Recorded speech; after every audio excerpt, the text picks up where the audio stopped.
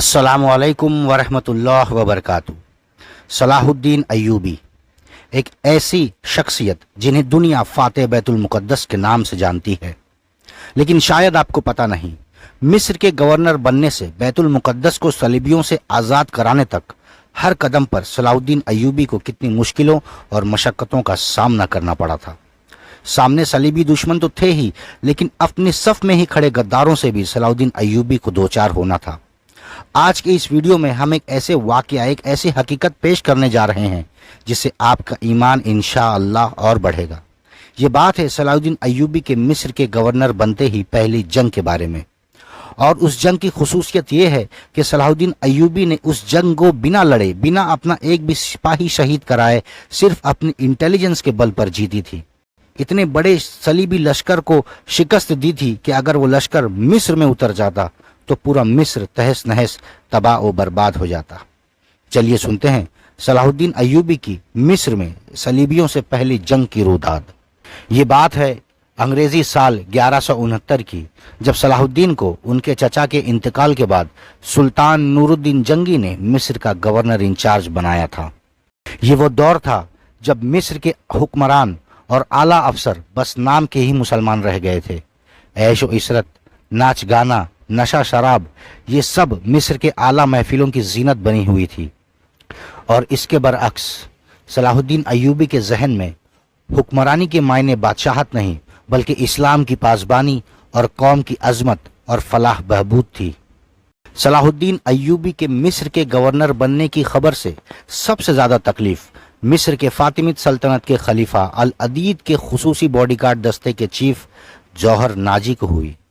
Nazi मिस्र का बेताज बादशाह था। कहने को मिस्र का खलीफा अल अदीद था, लेकिन हुकूमत नाजी की चलती थी। नाजी ने सुल्तान अय्यूबी को मिस्र के गवर्नर बनने की खुशी में एक शानदार दावत रखी थी। दरअसल ये दावत सलाहुद्दीन अय्यूबी को उसकी ताकत दिखाने के लिए थी। चूंकि वो बॉडीगार्ड दस्ते का चीफ था, उसके मातहत 50,000 सूडानी लड़ाका थे जो नाजी के वफादार थे। लेकिन अली बिन सुफियान, जो सलाहुद्दीन अय्यूबी का इंटेलिजेंस हेड था और जिसे सलाहुद्दीन अय्यूबी का हाथ, पैर, आंख और कान कहा जाता था, अली बिन सुफियान ने सलाहुद्दीन अय्यूबी को जश्न में जाने से मना किया था, क्योंकि उसकी इंटेलिजेंस रिपोर्ट के हिसाब से वहां बगावत का खतरा महसूस होता था। सलाहुद्दीन अय्यूबी एक नई फौज की तामीर कर रहा था, जिसमें मिस्र, कुर्द और आसपास के नौजवानों को भर्ती किया जा रहा था। नाजी को जल्द से जल्द सलाहुद्दीन अय्यूबी से छुटकारा चाहिए था, इसलिए उसने सलीबियों से मदद का सोचा। नाजी ने अपने जासूसों के जरिए सलीबी बादशाह अमालरिक को खत लिखा और वो दावत दिया कि बड़ी सी फौज लेकर सलीबी बादशाह मिस्र पर हमला कर दे, क्योंकि सलाहुद्दीन अभी कमजोर है, उसकी फौज अभी मजबूत नहीं है। नाजी के वफादार 50,000 सूडानी लड़ाका बॉडीगार्ड उस वक्त सलाहुद्दीन और उसकी फौज के खिलाफ खाना जंगी कर देंगे।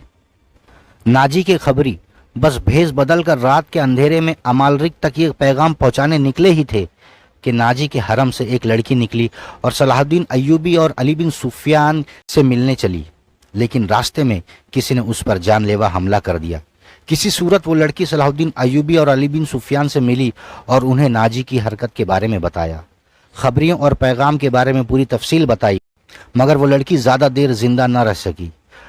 वो मराकिश की रहने वाली लड़की और उसका नाम ज़कोई था। आपको बता दें, दरअसल सलाहुद्दीन अय्यूबी के मिस्र पहुंचने से पहले अली बिन सुफियान एक बहरूपिया का भेष लेकर एक एथीस्ट लड़की जिसका नाम ज़कोई था नाजी की खिदमत में पेश किया था, ताकि उसे नाजी की नकल व हरकत पर नज़र रखी जा सके और उसका पता चल सके। ज़कोई बहुत खूबसूरत और कम उम्र खातून थी और नाजी उसे सलाहुद्दीन अय्यूबी को भटकाने और पिघलाने के लिए इस्तेमाल करने का इरादा रखता था।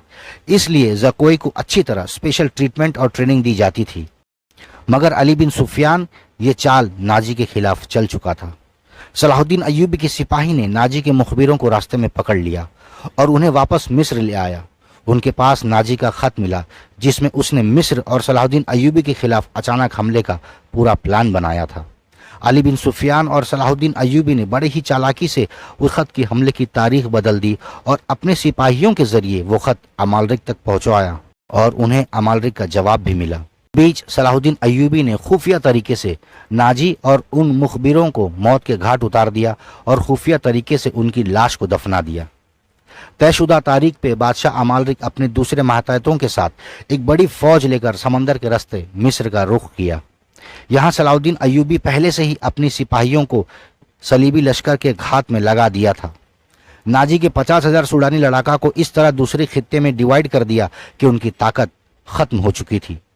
सलीबी फौजें समंदर के साहिल के करीब पहुंचने ही वाली थी कि अचानक उनकी कश्ती और जहाज़ों पर आग के गोले बरसने लगे। बहुत से कश्ती और जहाज जल गए और जो सलीबी सिपाही किनारे पर पहुंच रहे थे वो सलाहुद्दीन के तीर और तलवार का निशाना बन रहे थे।